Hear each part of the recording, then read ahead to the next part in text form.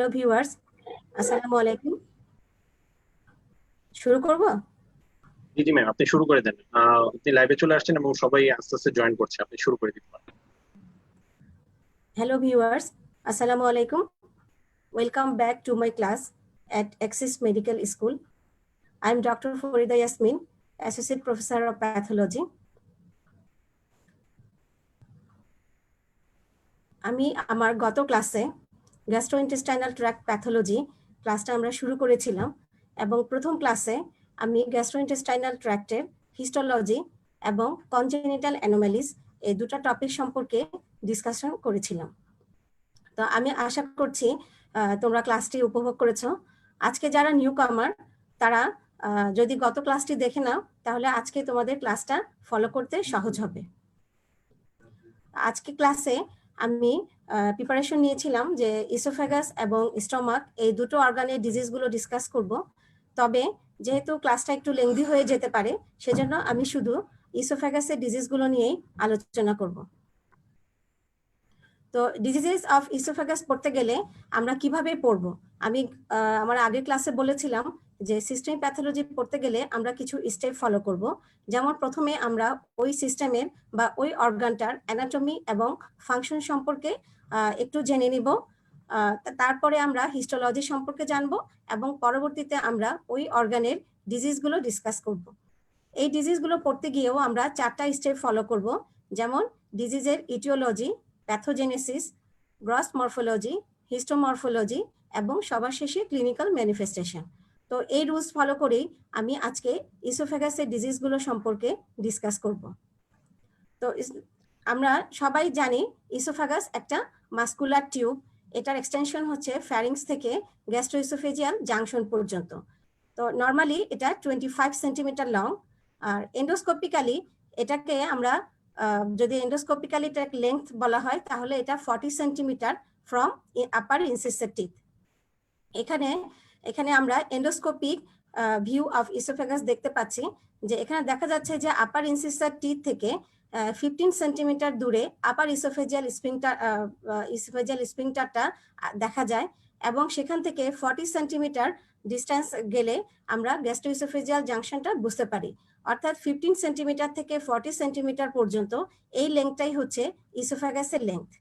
এখানে তোমাদেরকে আমি এন্ডোস্কোপি সম্পর্কে একটু করে বলি যে আমরা প্যাথোলজি এটা হচ্ছে যে কোনো ডিজিজ ডায়াগনোসিসের একটা মডালিটিস, যে আমরা হিস্টোপ্যাথোলজি করে ডিজিজকে কনফার্মেটরি ডায়াগনোসিস করব। এই প্যাথোলজি ছাড়াও অন্যান্য ডায়াগনস্টিক মডালিটিস আমরা ডিজিজ ডায়াগনোসিস করতে গেলে ব্যবহার করি।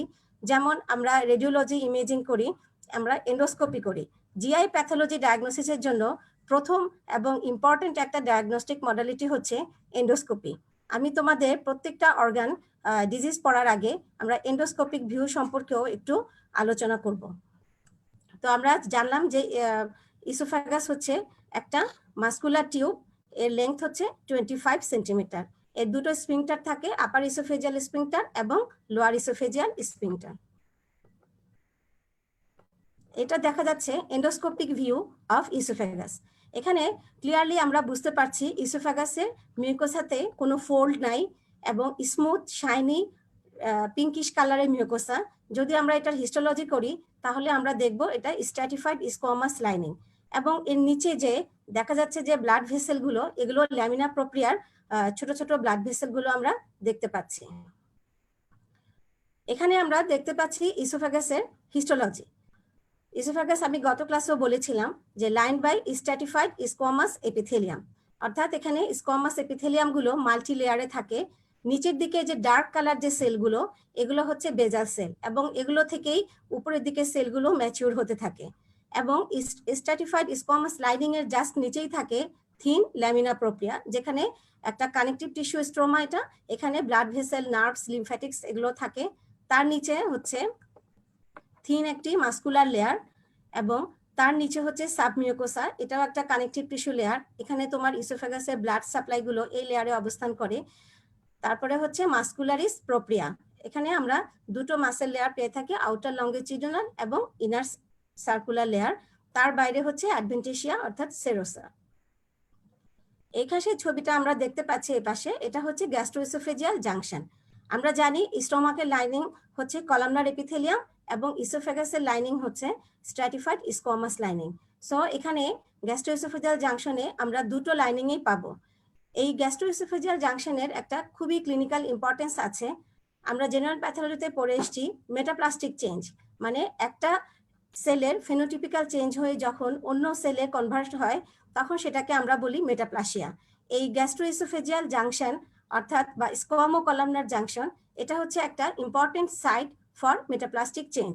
এবং তোমরা এটাও জানো যে আমরা জানি যে metaplastic epithelium is a fertile soil for malignant transformation.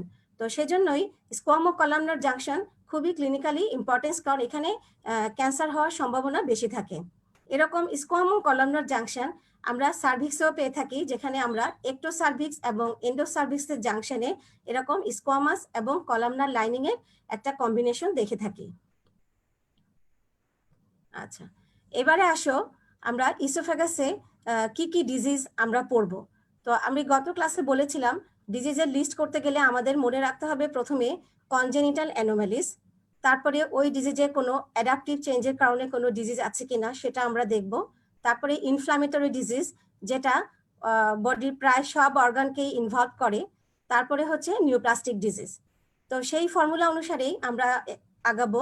তো আজকে আমরা দেখি যে ইসোফেগাসের কনজেনিটাল ম্যালফরমেশন কি কি আছে। ইসোফেগাসের সাধারণত কনজেনিটাল অ্যাবনর্মালিটিস গুলোর মধ্যে আছে ectopic tissue, atresia, stenosis, duplication এবং ওয়েবস। আচ্ছা, একটোপিক টিস্যু। একটোপিক টিস্যু বলতে আমরা সাধারণত বুঝি কি, যে একটা অর্গানের টিস্যু যখন আরেকটা অর্গানের স্ট্রোমাতে অবস্থান করে, এখানে দুটোই ম্যাচিউর টিস্যু থাকবে। তো এই যেমন এক্সাম্পল দিয়ে আমরা বলতে পারি যে স্টোমাক অথবা প্যানক্রিয়াটিক টিস্যু যখন ইসোফেগাসের মিউকোসাতে বা স্ট্রোমাতে অবস্থান করে এবং সেখানে ওই প্যাথোলজিগুলি হয় নর্মাল টিস্যুতে যে প্যাথোলজিগুলো হয়, তো এই জিনিসটাকে আমরা বলি একটোপিক টিস্যু। তো কনজেনিটাল ইসোফেগাসের কনজেনিটাল অ্যানোমালির মধ্যে কমন একটা অ্যাবনর্মালিটিস হচ্ছে ectopic gastric tissue in oesophagus mucosa. এইটাকে আমরা ক্লিনিক্যালি বলে থাকি ইনলেট প্যাচ। এখানে আমি একটা ছবি দেখাচ্ছি। আমি একটু আগে তোমাদেরকে এন্ডোস্কোপিতে কিভাবে ইসোফেগাস কেমন দেখা যায় সেটা আমি দেখিয়েছি। স্মুথ পিঙ্ক কালার মিউকোসা, এখানে রেড প্যাচ আমরা দেখতে পাচ্ছি এন্ডোস্কোপিক ভিউতে। তো এই রেড প্যাচটা যদি এন্ডোস্কোপিক বায়োপসি করে হিস্টোপ্যাথোলজি করা হয়, তাহলে আমরা এখানে স্টোমাকের টাইপের যে গ্ল্যান্ডস গুলো এবং কলামনার লাইনিং স্টোমাকের, এটা দেখে আমরা চিনতে পারবো যে এখানে ইসোফেগাসের ওয়ালে গ্যাস্ট্রিক টিস্যুর অবস্থান সম্পর্কে আমরা বুঝতে পারবো। তো এটাকে ক্লিনিক্যালি বলা হয় ইনলেট প্যাচ।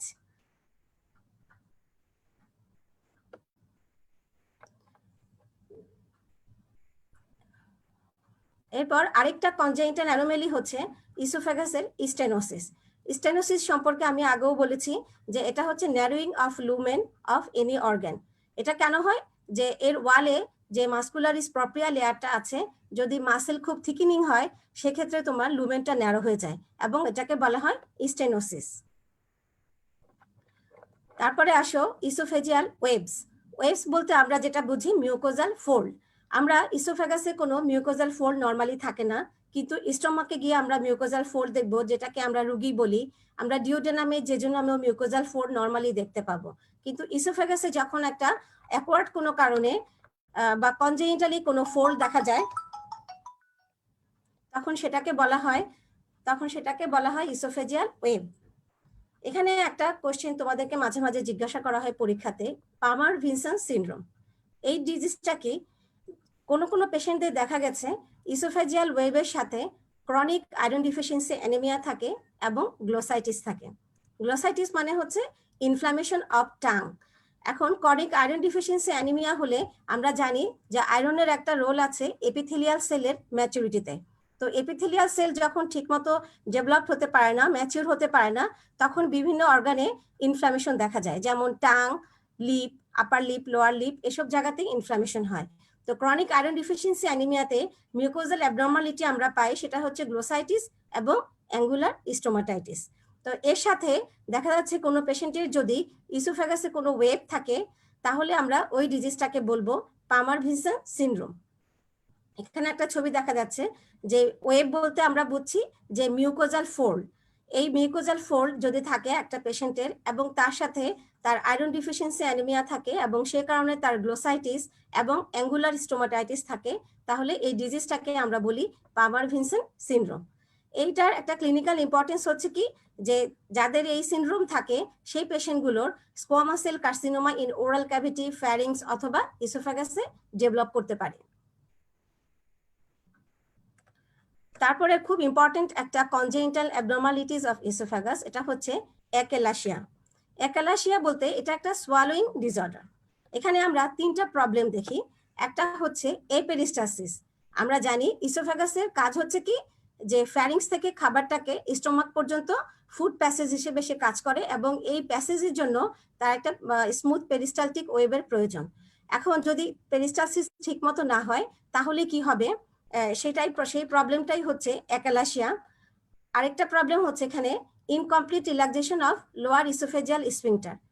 এখানে লোয়ার ইসোফেজিয়াল স্ফিংটারের কাজ কি, যখন খাবারটা ফ্যারিংস থেকে ইসোফেগাস হয়ে স্টোমাকে পৌঁছে যাবে তখন সাথে সাথে লোয়ার ইসোফেজিয়াল স্ফিংটারটা ক্লোজ হয়ে যাবে। এখন এই ক্লোজ করার জন্য আমরা জানি কিছু নিউরন কাজ করে, কিন্তু আবার যখন ইসোফেগাসের স্ফিংটারের কাছে খাবার আসবে তখন প্রথমে স্ফিংটারটা রিল্যাক্স হতে হবে। এখন এই স্ফিংটারটা রিল্যাক্স হওয়ার জন্য কিছু নিউরনের কাজ আছে। এখন যদি কোনো কারণে স্ফিংটার রিল্যাক্সেশন হওয়ার জন্য যে ইনহিবিটরি নিউরনগুলো প্রয়োজন সেগুলো যদি তোমার ঠিকমতো ফাংশন না করে তাহলে কি হবে, কোলিনার্জিক যে সিগন্যালটা আছে সেটা ইন্টারাপ্টেড হবে, যার ফলে কি হবে যে লোয়ার ইসোফেজিয়াল স্ফিংটারটা রিল্যাক্সেশন হবে না।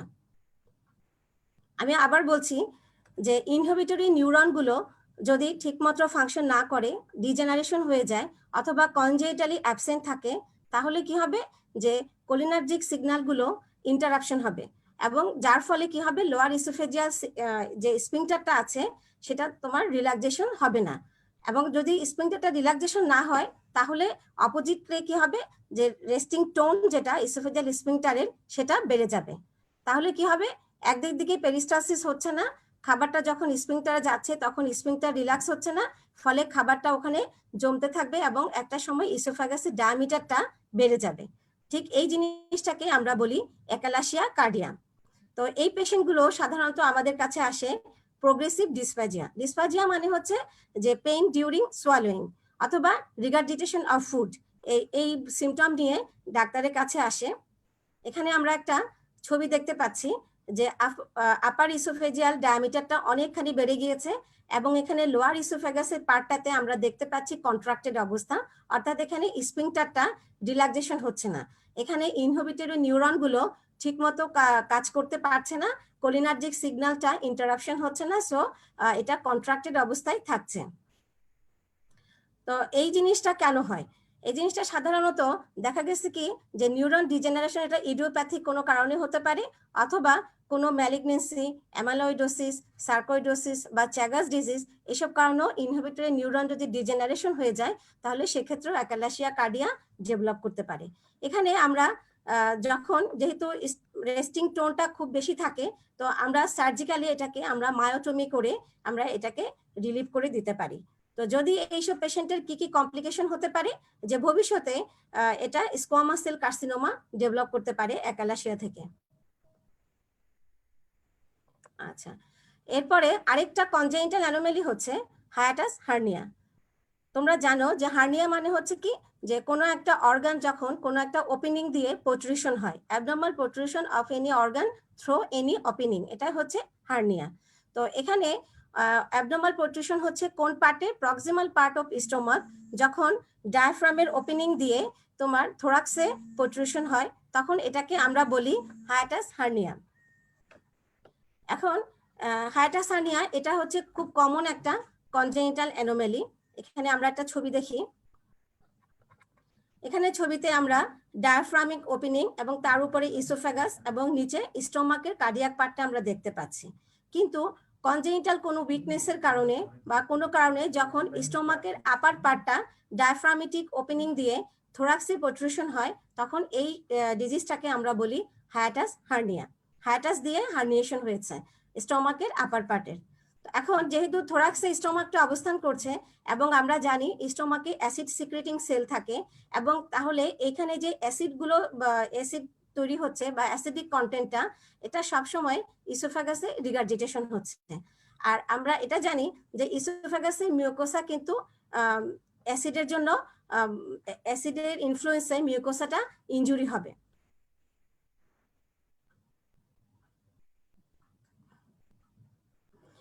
তাহলে হায়াটাস হার্নিয়া এটা হচ্ছে একটা কমন কনজেনিটাল অ্যানোমালি, সাধারণত 15 থেকে 50% অ্যাডাল্টে আমরা পেয়ে থাকি। এটার দুটো টাইপ আছে, স্লাইডিং এবং প্যারাইসোফেজিয়াল। তো এই হায়াটাস হার্নিয়াতে আমি যেটা বলেছি যে স্টোমাকের পার্টের অ্যাসিড সিক্রেটিং সেলের কারণে বা অ্যাসিডের কারণে সাধারণত এখানে কমপ্লিকেশন হিসেবে আমরা দেখি রিফ্লাক্স ইসোফেজাইটিস। আমি একটু পরে রিফ্লাক্স ইসোফেজাইটিস সম্পর্কে আলোচনা করব। আচ্ছা, এন্ডোস্কোপিক্যালিও আমরা হায়াটাস হার্নিয়া ডায়াগনোসিস করতে পারি। এখানে আমরা যখন ইসোফেগাসের মিউকোসার জাস্ট নিচেই আমরা এই যে স্টোমাকের যে ফোল্ড গুলো দেখতে পাচ্ছি, সো আমরা এন্ডোস্কোপিতেই আমরা এটাকে ডায়াগনোসিস করতে পারি। আচ্ছা, এখন আসো আমরা কনজেনিটাল অ্যানোমালি অফ ইসোফেগাস সম্পর্কে জানলাম। এখন আমরা ইনফ্লামেটরি ডিজিজ অফ ইসোফেগাস এটা ডিসকাস করব। তো কি কি ইনফ্লামেশন ইসোফেগাসে হয়? আমরা ইসোফেগাসের ইনফ্লামেশন বলার আগে আমরা যদি প্রশ্ন করি তোমাদের যে হোয়াট ইজ ইসোফেজাইটিস, তোমরা উত্তরে বলবে ইনফ্লামেশন অফ ইসোফেগাস হচ্ছে ইসোফেজাইটিস। এখন জেনারেল প্যাথোলজিতে আমরা পড়ে আসছি যে ইনফ্লামেশনের 4টা কারণ থাকে। কি কি কারণ? Infectious agent, foreign body, tissue necrosis অথবা ইনজুরি এবং ইমিউনোলজিক্যাল রিয়াকশন। তো তোমাকে যদি আমরা ইসোফেজাইটিসের কোনো কারণ জিজ্ঞেস করি, তাহলে আমরা যদি এই 4টা কারণ মনে করে করে বলি, তাহলেই আমাদের কারণগুলো বলা হয়ে যাবে। আমি আবার বলছি, infectious agent, immunological agent, foreign body এবং টিস্যু ইনজুরি, এই 4টা কারণেই সাধারণত অর্গানগুলোতে ইনফ্লামেশন হয়ে থাকে। তো ইসোফেজাইটিসের কজের মধ্যে আমরা সেই কজগুলোই পাবো। যেমন সবচেয়ে ইম্পর্টেন্ট কজ হচ্ছে রিফ্লাক্স ইসোফেজাইটিস। এটা আমি একটু আগেই বলে এসেছি যে স্টোমাকের অ্যাসিড কন্টেন্ট যখন রিফ্লাক্স হয় ইসোফেগাসে, তখন যদি সেখানে মিউকোজাল ইনজুরি হয়, ইনফ্লামেশন হয়, সেটাকে আমরা বলি রিফ্লাক্স ইসোফেজাইটিস। তারপর হচ্ছে ইনফ্লামেশনের একটা বড় কারণ হচ্ছে ইনফেকশাস এজেন্ট, এবং এগুলোর মধ্যে আমরা দেখি ভাইরাস, ব্যাকটেরিয়া, প্যারাসাইট এবং ফাঙ্গাস। তো এই অর্গানিজমগুলো ইসোফেগাসে ইনফ্লামেশন করতে পারে। ইসোফেগাসের ইনফ্লামেশনের আরেকটা ইম্পর্টেন্ট কারণ হচ্ছে কেমিক্যাল বা ফিজিক্যাল ইনজুরি। এটা সম্পর্কে আমি পরে আলোচনা করছি। তো প্রথমে আসো রিফ্লাক্স ইসোফেজাইটিস। এটা হচ্ছে কি, রিফ্লাক্স বলতে আমরা যেটা বুঝি যে ব্যাকফ্লো বা রিগার্জিটেশন অথবা ব্যাকওয়ার্ড ডিরেকশনে কোনো কিছু যাওয়াকে আমরা রিফ্লাক্স বলি। এখানে স্টোমাকের যে অ্যাসিডিক কন্টেন্ট গুলো থাকে, অ্যাসিডিক ফুড গুলো থাকে, সেটা যখন ইসোফেগাসে রিগার্জিটেশন হয়, সেটাকে আমরা বলি রিফ্লাক্স ইসোফেজাইটিস। এখানে রিফ্লাক্স অ্যাসিড রিফ্লাক্সের কারণে কি হচ্ছে, ইসোফেগাসের যে স্ট্রাটিফাইড স্কোমাস লাইনিং, যে মিউকোসাটা আমরা হিস্টোলজিতে দেখে এসেছি, ওই লেয়ারে ইনজুরি হবে। এখন এই ডিজিজটাকে ক্লিনিক্যালি বলা হয় গ্যাস্ট্রো ইসোফেজিয়াল রিফ্লাক্স ডিজিজ। অর্থাৎ স্টোমাকের অ্যাসিডিক কন্টেন্টটা যখন ইসোফেগাসে রিফ্লাক্স হচ্ছে বা রিগার্জিটেশন হচ্ছে অথবা ব্যাকফ্লো হচ্ছে, তখন আমরা ডিজিজটাকে বলছি গ্যাস্ট্রো ইসোফেজিয়াল রিফ্লাক্স ডিজিজ। তো এই ডিজিজগুলোতে আমরা প্রায় ডাক্তাররা চেম্বারে অনেক পেশেন্ট পেয়ে থাকেন যে পেশেন্ট এসে বলে তার বুক জ্বালা করে, যেটাকে আমরা বলি হার্ট বার্ন। অনেক সময় সে অনেক ভয় পেয়ে যায় তার হার্টে কোনো সমস্যা হলো কিনা। তারপরে সে ডিসফ্যাজিয়া বলবে যে খাবার খেতে গেলে তার ব্যথা করছে, অথবা তার রিগার্জিটেশন হচ্ছে, খাবার ব্যাকফ্লো হচ্ছে। তো এই ধরনের ক্লিনিক্যাল ফিচার নিয়ে যখন পেশেন্ট আসে, তখন আমরা করি কি, এন্ডোস্কোপি করে আমরা তার রিফ্লাক্স ইসোফেজাইটিস আছে কিনা আমরা ডায়াগনোসিস করার চেষ্টা করি। তো এই রিফ্লাক্স ইসোফেজাইটিস কেন হয়, এর রিস্ক ফ্যাক্টর গুলোর মধ্যে আছে, আমি একটু আগেই বলে এসেছি, একটা বড় কারণ হচ্ছে হায়াটাস হার্নিয়া, অথবা আরেকটা কারণ হচ্ছে ডিলেড গ্যাস্ট্রিক এমটিং অথবা ইনক্রিজ গ্যাস্ট্রিক ভলিউম। আরেকটা কারণ হচ্ছে ওবেসিটি এবং সিএনএস ডিপ্রেসেন্ট ড্রাগস। এসবের কারণে কি হচ্ছে যে স্টোমাকের এমটিংটা ডিলেড হচ্ছে, যার ফলে অ্যাসিডিক কন্টেন্টটা তোমার রিগার্জিটেশন হতে পারছে ইসোফেগাসের দিকে, ব্যাকফ্লো হচ্ছে। তো আমরা যদি এন্ডোস্কোপি করে রিফ্লাক্স ইসোফেজাইটিস ডায়াগনোসিস করি এবং সেখান থেকে টিস্যু নিয়ে আমরা বায়োপসি করি এবং হিস্টোপ্যাথোলজি করি, তাহলে আমরা কিছু এভিডেন্স পাবো। যেমন এখানে আমরা দেখতে পাচ্ছি, তোমরা নর্মাল হিস্টোলজি নিশ্চয়ই এতক্ষণে মনে আছে ইসোফেগাসের স্ট্র্যাটিফাইড স্কোয়ামাস লাইনিং এপিথেলিয়াম, এবং সেখানে নর্মালি আমরা কোনো ইনফ্ল্যামেটরি সেলের উপস্থিতি দেখি না, কিন্তু এখানে দেখা যাচ্ছে অনেক ইসিনোফিল, এই যে ইউসিনোফিলিক গ্র্যানিউলস সাইটোপ্লাজমে যে সেলগুলো থাকে এগুলোকে বলা হয় ইউসিনোফিল। তো আমরা লাইনিং এপিথেলিয়ামে ইউসিনোফিলের প্রেজেন্ট পাবো, এবং লাইনিং এপিথেলিয়ামে আমরা থিকনেস বেশি পাচ্ছি, অর্থাৎ এখানে হাইপারপ্লাসিয়া হচ্ছে লাইনিং এপিথেলিয়াল সেলে। এবং এই লেয়ারে আমরা দেখতে পাচ্ছি যে বেজাল সেলগুলো যেখানে শুধু একটা সিঙ্গেল লেয়ার ছিল সেগুলো মাল্টি লেয়ার হয়েছে, এখানে বেজাল সেলের হাইপারপ্লাসিয়া হয়েছে। So hyperplasia of squamous lining epithelium এবং ইনফ্লামেটরি সেল স্পেশালি ইসিনোফিলস এবং ফিউ নিউট্রোফিলস এবং তার সাথে বেজাল সেলের হাইপারপ্লাসিয়া, যখন আমরা এই এভিডেন্সগুলো মাইক্রোস্কোপের নিচে দেখি তখন আমরা রিফ্লাক্স ইসোফেজাইটিস ডায়াগনোসিস করতে পারি, এবং পরবর্তীতে পেশেন্টকে আমরা অ্যাকর্ডিং টু ডায়াগনোসিস আমরা ম্যানেজ করব। এখন যদি আমরা রিফ্লাক্স ইসোফেজাইটিস ম্যানেজ না করি, অনেক সময় হয় কি যে পেশেন্টরা যখন হার্টবার্ন নিয়ে আসে, অনেকে শুধু একটা অ্যান্টি আসারেন্ট বা প্রোটন পাম্প ইনহিবিটর দিয়ে পেশেন্টকে ছেড়ে দেন। তো তাতে কি হয় যে পেশেন্টের ডেফিনিটিভ ম্যানেজমেন্ট না হওয়ার কারণে পেশেন্টের পরবর্তীতে কমপ্লিকেশন ডেভেলপ করতে পারে। তো কি কি কমপ্লিকেশন হতে পারে? রিফ্লাক্স ইসোফেজাইটিস থেকে ইসোফেগাসে আলসার হতে পারে, স্ট্রিকচার হতে পারে, এবং আমরা পরবর্তীতে পড়বো যে ব্যারেট ইসোফেগাস ডেভেলপ করতে পারে এবং সেখান থেকে অ্যাডেনোকার্সিনোমা ডেভেলপ করতে পারে। সো আমাদেরকে যে কোনো হার্টবার্নের পেশেন্ট আসলে আমাদেরকে তার সিমটম গুলোকে ওভারলুক করা যাবে না, তাকে অ্যাকর্ডিং টু তাকে ডায়াগনোসিস করে ম্যানেজ করতে হবে। তারপরে আসো কোন কোন ইনফেকশাস এজেন্টস গুলো ইসোফেগাসে অ্যাটাক করতে পারে।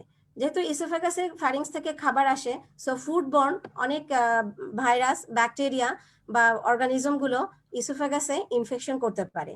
তো তার মধ্যে ইসোফেগাসের ইনফেকশন সাধারণত আমরা স্টোমাক বা অন্যান্য অর্গানের মতো দেখি না, একটু কম হয়, কারণ এখানে ফুডটা অনেকক্ষণ থাকে না, এটা একটা ফুড প্যাসেজ হিসেবে কাজ করে, খাবারটা ফ্যারিংস থেকে সাথে সাথে স্টোমাকে চলে যায় পেরিস্টালসিসের মাধ্যমে।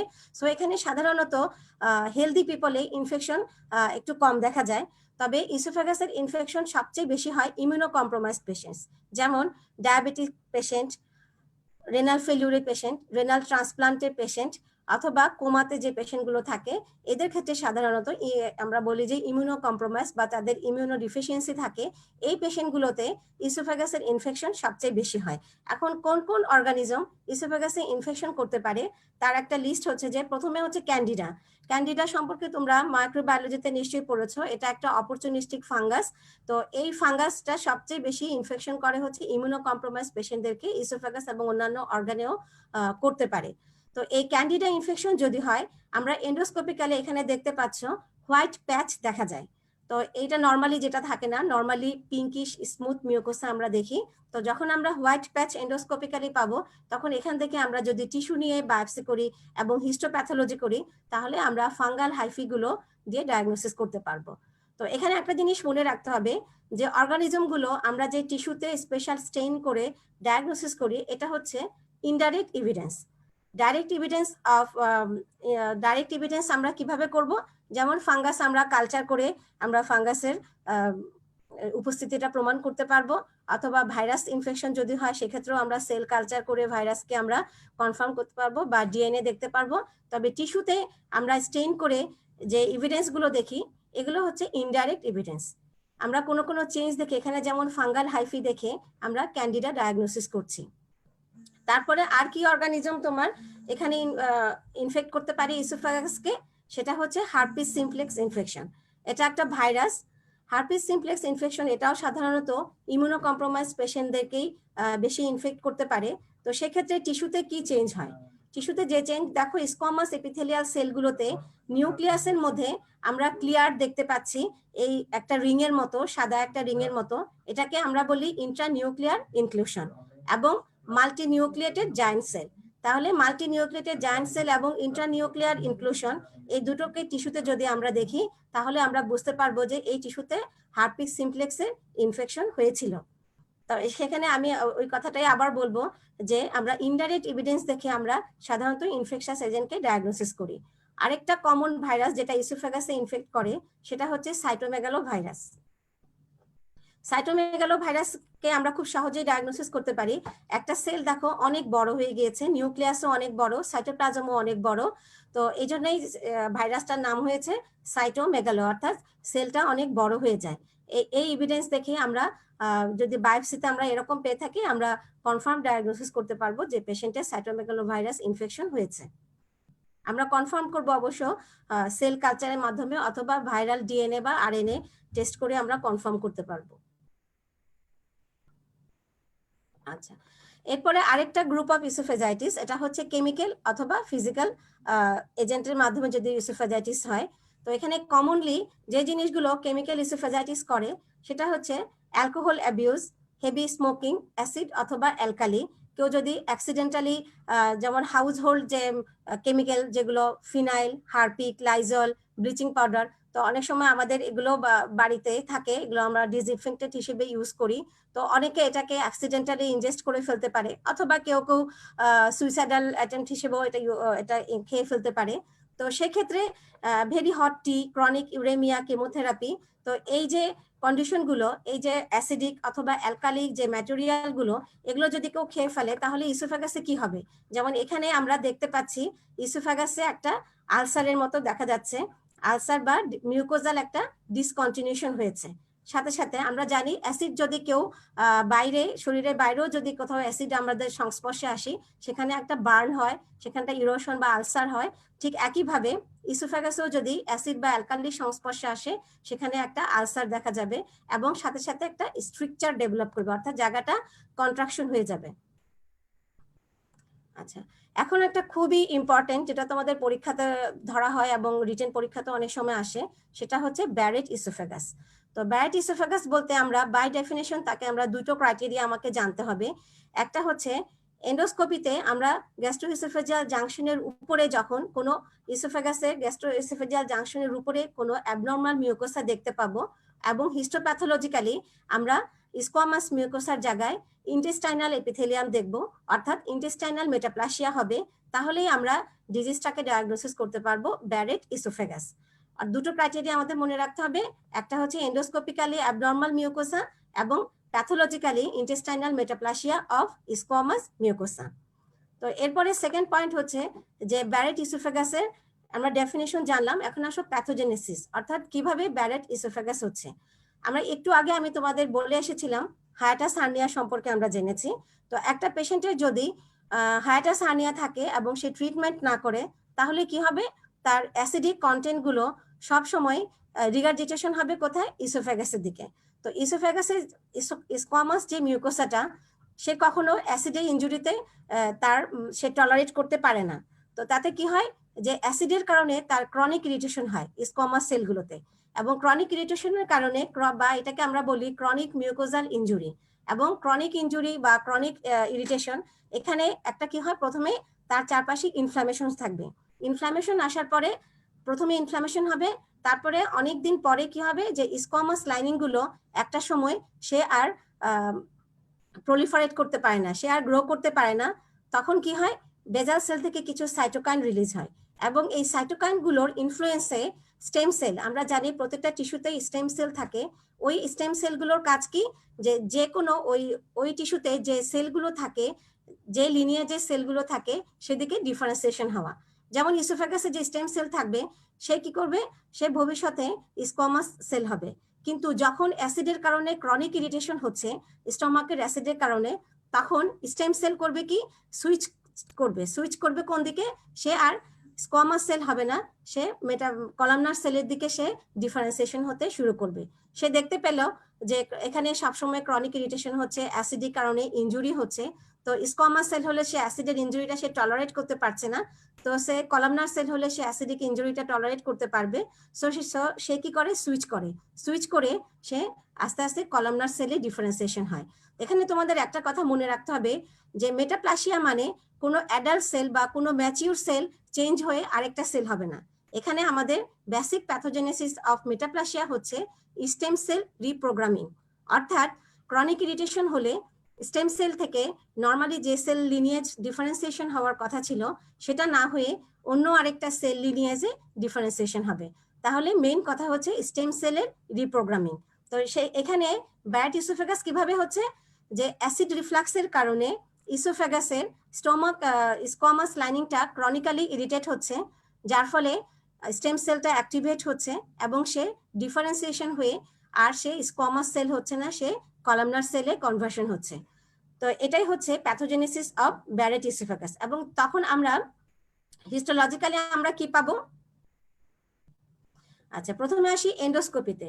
এন্ডোস্কোপিতে আমরা দেখতে পাচ্ছি এখানে নর্মাল পিঙ্ক কালার ইসোফেগাসের মিউকোসা, তার জাস্ট নিচে একটা রেড এরিয়া বা রেড বিশাল একটা প্যাচের মতো দেখা যাচ্ছে।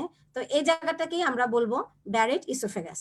এখন এখান থেকে যদি আমরা বায়োপসি করি তাহলে আমরা দেখব কি, এই যে ইসোফেগাসের স্কোয়ামাস লাইনিং এবং ঠিক তার পাশে এখান থেকে কলামনার লাইনিং গুলো ধীরে ধীরে মেটাপ্লাসিয়া শুরু হয়েছে এবং একটা সময় পুরো স্কোয়ামাস লাইনিংটাই এই কলামনার লাইনিং এ কনভার্সন হয়ে যাবে। এবং এখানে আমরা স্টোমাতেও দেখতে পাচ্ছি যে কলামনার লাইনিং গুলো গ্ল্যান্ড ফর্ম করেছে। আমরা জানি কলামনার সেলগুলো যেখানেই থাকুক সে একটা গ্ল্যান্ড ফর্মেশন করে থাকে। তো আমরা ব্যাড ইসোফেগাস ডায়াগনোসিস করব তাহলে খুব সহজ, যে আমরা যেখানে স্কোয়ামাস লাইনিং থাকার কথা ইসোফেগাসে, সেখানে আমরা কলামনার লাইনিং দেখতে পাচ্ছি। এবং ইন্টেস্টাইনাল মেটাপ্লাসিয়া কিভাবে আমরা চিনবো, এখানে দেখা যাচ্ছে যে গবলেট সেলগুলো, আমরা জানি যে স্মল ইন্টেস্টাইন এবং লার্জ ইন্টেস্টাইনে গবলেট সেল থাকে যারা মিউসিন সিক্রেট করে। তো এখানে গ্ল্যান্ডগুলোতে গবলেট সেল দেখে আমরা বুঝতে পারবো যে এখানে কলামনার মেটাপ্লাসিয়া হয়েছে এবং তার সাথে গবলেট সেলের উপস্থিতির কারণে এখানে ইন্টেস্টাইনাল মেটাপ্লাসিয়া আমরা বুঝতে পারছি। আচ্ছা, এখন আসো যে ব্যারেট ইসোফেগাসের যদি আমরা ট্রিটমেন্ট না করি তাহলে কি কমপ্লিকেশন হতে পারে। তো এখানে যেহেতু স্কোয়ামাস লাইনিং এর জায়গায় কলামনার সেল চলে এসছে, so in the long run এখানে অ্যাডেনোকার্সিনোমা ডেভেলপ করার একটা সম্ভাবনা থেকে যায়। এবং দেখা গেছে প্রায় যতগুলো পেশেন্টের ব্যারেট ইসোফেগাস থাকে তার 10 to 15% পেশেন্টসদেরই অনেকদিন পরে অ্যাডেনোকার্সিনোমা ডেভেলপ করেছে।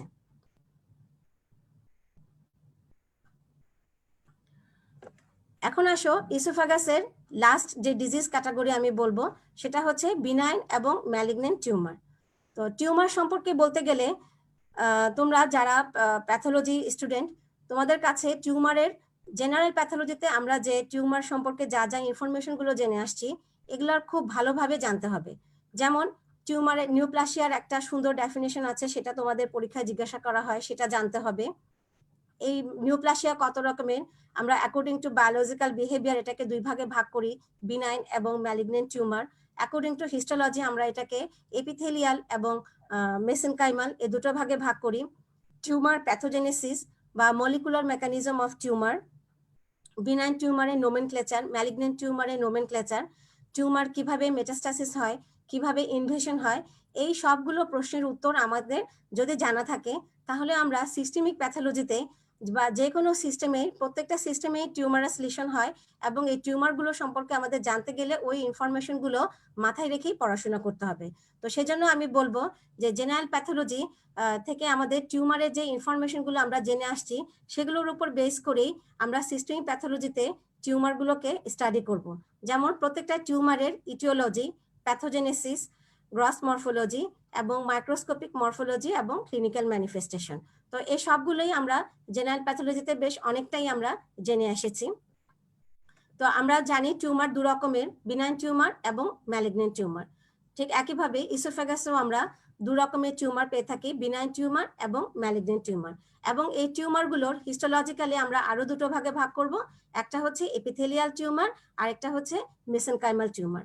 লাইনিং এপিথেলিয়াল সেল থেকে যে টিউমারগুলো অ্যারাইজ করে, যেমন লাইনিং এপিথেলিয়াল সেল কত রকমের আছে, যে কলামনার সেল আছে, স্কোয়ামাস সেল আছে, ট্রানজিশনাল সেল আছে, কিউবার্ডাল সেল আছে।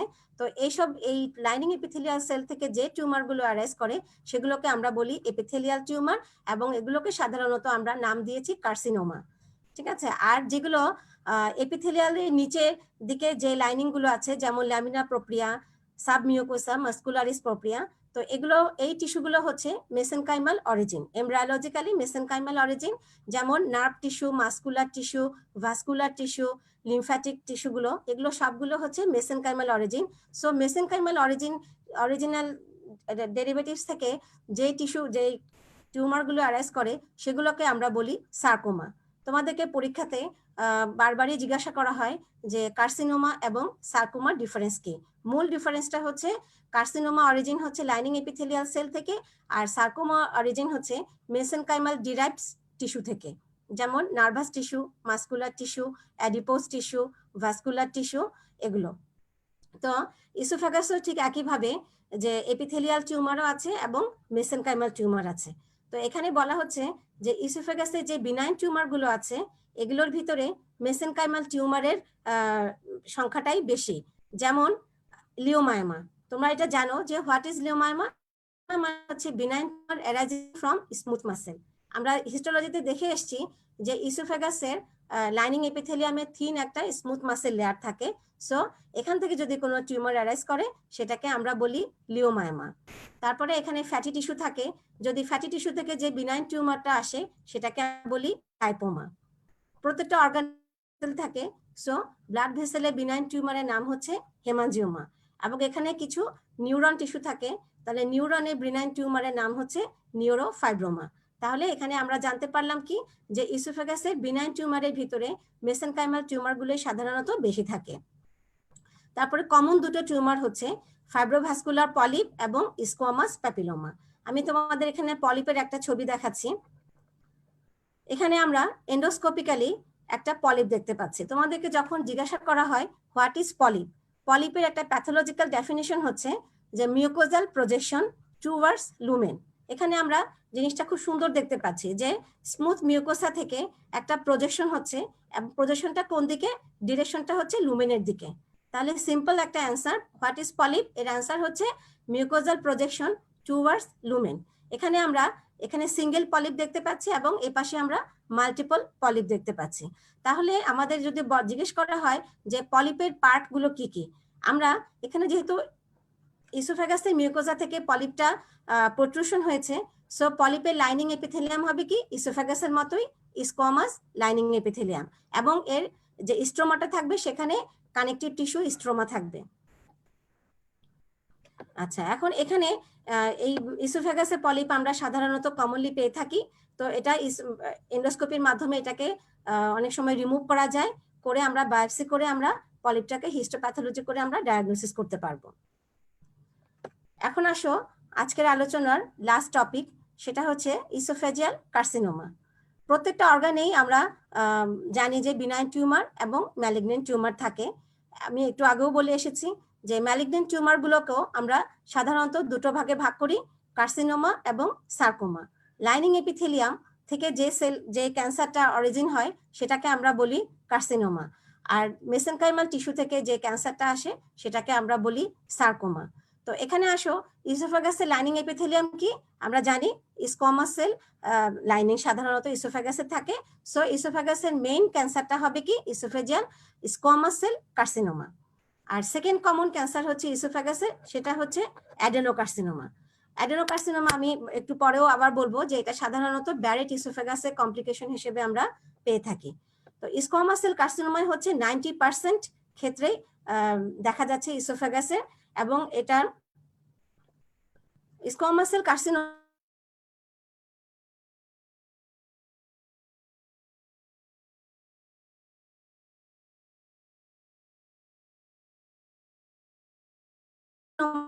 প্যাথোজেনেসিস।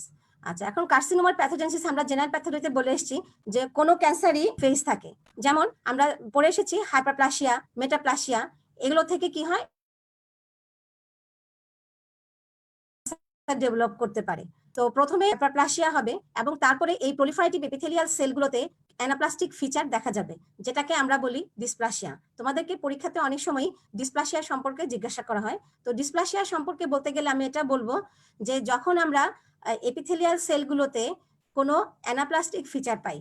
এখানে তোমাদের আরেকটু মনে করে দিই যে ফিচার্স অফ অ্যানাপ্লাসিয়া অথবা একটা ম্যালিগনেন্ট সেলকে আমরা ম্যালিগনেন্ট বলতে গেলে কি কি ক্রাইটেরিয়া থাকে, এই জিনিসটা তোমাকে সবসময় মাথায় রাখতে হবে, তাহলেই আমরা ক্যান্সার প্যাথোজেনেসিস বুঝতে পারবো।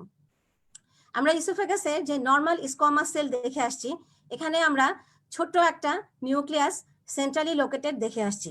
এখন যদি আমরা এই সেলটা লার্জ হয়, অ্যাটিপিক্যাল হয় এবং নিউক্লিয়াসটা বড় হয়, তাহলে large cell with large nucleus, এবং নিউক্লিয়াসের কালারটা কি হবে? হাইপারক্রোমাটিক হবে। আমরা যে নর্মাল যে বেগুনি কালারটা দেখে আসছি, এটা যখন অ্যানাপ্লাস্টিক হবে তখন এটা ডার্ক কালার হবে, এটাকে আমরা বলি হাইপারক্রোমাটিজম। তাহলে প্রথম ক্রাইটেরিয়া হচ্ছে লার্জ একটা cell with large nucleus, second criteria হচ্ছে hyperchromatism of nucleus, third criteria হচ্ছে হাই এনসি রেশিও। তোমরা জানো একটা নিউক্লিয়াস এবং একটা সেলের নিউক্লিয়াস এবং সাইটোপ্লাজমিক রেশিওটা নর্মালি থাকে 4:1 বা থেকে 6:1, অর্থাৎ সাইটোপ্লাজম থাকে বড়, নিউক্লিয়াস থাকে ছোট। কিন্তু যখন সেলটা নিউপ্লাসিয়া হবে বা অ্যানাপ্লাস্টিক হবে, তখন আমরা নিউক্লিয়াসের সাইজটা এত বড় হবে যে রেশিওটা হবে 1:1। তাহলে আমরা ক্রাইটেরিয়াগুলো কি পেলাম? একটা হচ্ছে large nucleus, hyperchromatic nucleus, high NC ratio. আরেকটা ক্রাইটেরিয়া হচ্ছে সেলুলার প্লিওমরফিজম এবং সাইটোপ্লাজমিক এবং নিউক্লিয়ার প্লিওমরফিজম। সেটা কি? যে একটা সেলের সাথে আরেকটা সেলের যে ওরিয়েন্টেশন থাকে, একটা সেলের পাশাপাশি যেভাবে সে সুন্দরভাবে সাজানো গোছানো বসানো থাকে, সেই জিনিসটা নষ্ট হয়ে যাবে। এলোমেলো ভাবে সেলগুলো সাজানো থাকবে এবং কোনো একটা সেল ছোট হবে, কোনো একটা সেল বড় হবে, কোনো একটা নিউক্লিয়াস ছোট হবে, কোনো একটা নিউক্লিয়াস বড় হবে। তো এটাকে আমরা বলি নিউক্লিয়াস এবং নিউক্লিয়ার এবং সেলুলার প্লিওমরফিজম। তারপরে আরো দুটো ক্রাইটেরিয়া হচ্ছে লস অফ ওরিয়েন্টেশন এবং লস অফ পোলারিটি। এগুলো বলতে আমরা যেটা বুঝাই যে স্কোয়ামাস লাইনিং কথাটাই তোমরা মনে করো যে সেলগুলো সুন্দর করে নিচ থেকে উপর পর্যন্ত সাজানো থাকে। এই যে যখন সাজানো জিনিসটা নষ্ট হয়ে যায়, সেলগুলো হ্যাপাজার্ড অ্যারেঞ্জমেন্ট থাকে, তখন আমরা এটাকে বলি লস অফ ওরিয়েন্টেশন এবং লস অফ পোলারিটি। একটা সেলে যখন আমরা এই এবং তার সাথে আরেকটা ক্রাইটেরিয়া হচ্ছে অ্যাটিপিক্যাল মাইটোসিস। তাহলে এই যে 5টা 6টা পয়েন্ট যদি আমরা কোনো একটা সেলে পেয়ে থাকি, আমি আবার বলছি, hyperchromatism, pleomorphism, atypical mitotic figure, loss of polarity এবং লস অফ ওরিয়েন্টেশন, যখন আমরা কোনো একটা সেলের মধ্যে এই ক্রাইটেরিয়াগুলো দেখি, তখন আমরা সেলটাকে বলি ডিসপ্লাসিয়া। এবং যদি এই ডিসপ্লাসিয়া থেকে সেলটাকে রিভাইভ করতে না পারি, সেলটা যদি নর্মাল দিকে না যায়, তাহলে সে আলটিমেটলি ক্যান্সারের দিকে প্রলিফারেশন হবে। তাহলে ক্যান্সারের ম্যালিগনেন্সি বা নিওপ্লাসিয়ার ঠিক আগের অবস্থাটাকে আমরা বলবো ডিসপ্লাসিয়া।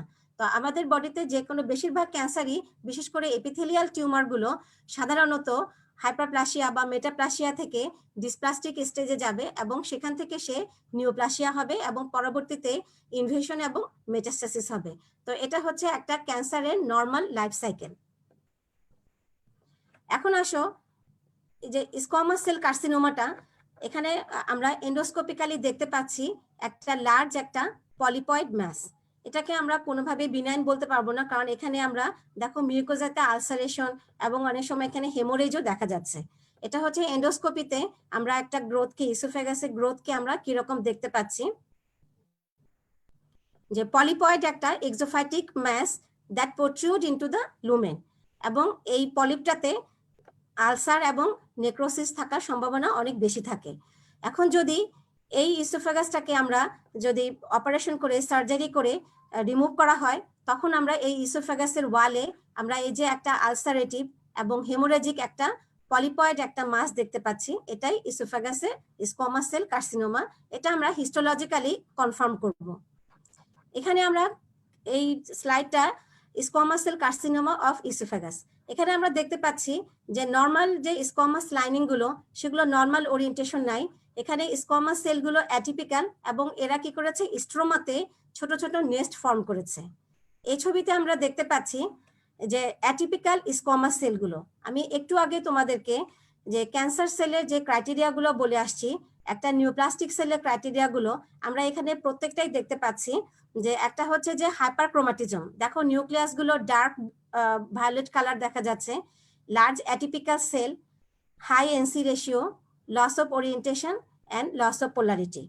এখানে মাঝখানে যে স্ট্রাকচারটা আমরা দেখছি, এটা হচ্ছে স্কোয়ামাস পার্ল বলা হয়।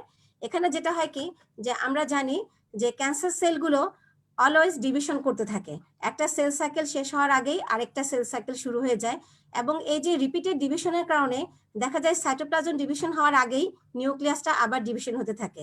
এতে করে কি হয়, যে সাইটোপ্লাজম গুলো ঠিকমতো সেপারেট হতে পারে না। তো যার কারণে একটা সেলের সাইটোপ্লাজমের সাথে আরেকটা সেলের সাইটোপ্লাজম লেগে গিয়ে এই যে পার্ল বা মুক্তার মতো একটা স্ট্রাকচার তৈরি করে, এটাকে বলা হয় স্কোয়ামাস পার্ল।